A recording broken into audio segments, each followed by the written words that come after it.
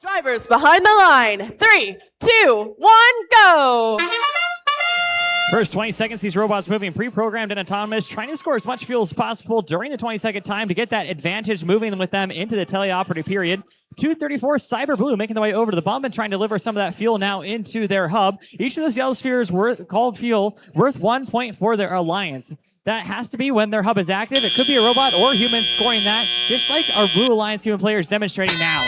68 to 94 in favor of your Red Alliance, which means Blue will get that first dedicated hub shift. Red Alliance then going to take this opportunity to score a couple of points during the transition period. That's 10-0-21 Gear and Golden Gears.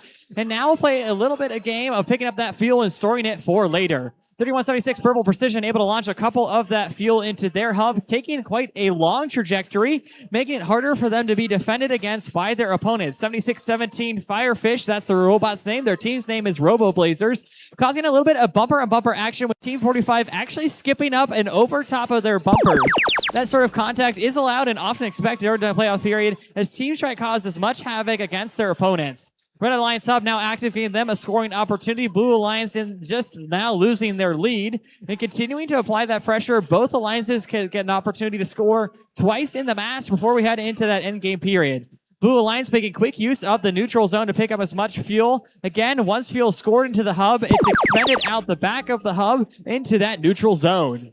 7617 continue to apply that pressure against their opponents. 45, the Technocats, able to release their large volume of fuel into that hub, pulling the Blue Alliance ahead against their Alliance opponents, just now cresting that threshold.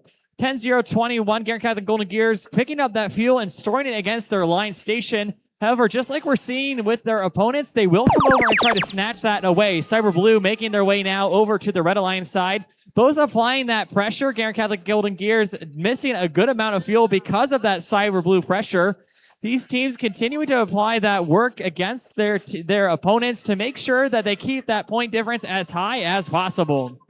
Blue Alliance lining up for their final time here in the endgame period, which begins with that steam whistle. Currently at 10 points distinguishing these two teams. Blue Alliance now with their own volume of fuel, prepared for that transition, able to maintain it. 1024 the kilobytes, able to deliver those one at a time, precisely placing them. Now joined by their alliance partners. Red quickly making that difference between these two teams quite great, pushing into the 400 realm, potentially eyeing up our high score this weekend, but they might be quite distant from it. 45, the Technocats attempting to come back, receiving some of that defensive pressure. But that's all we had for playoffs match 3. Stick tight to see how those scores total up. We'll take that with a score of 439 Alliance 2 over Alliance 7's 399. The Blue Alliance 7 is awarded a yellow card for a violation of G415, which is damage to a team outside of your Alliance zone. So Blue Alliance will play again, though. They'll head down to that lower bracket, playing again in match 6.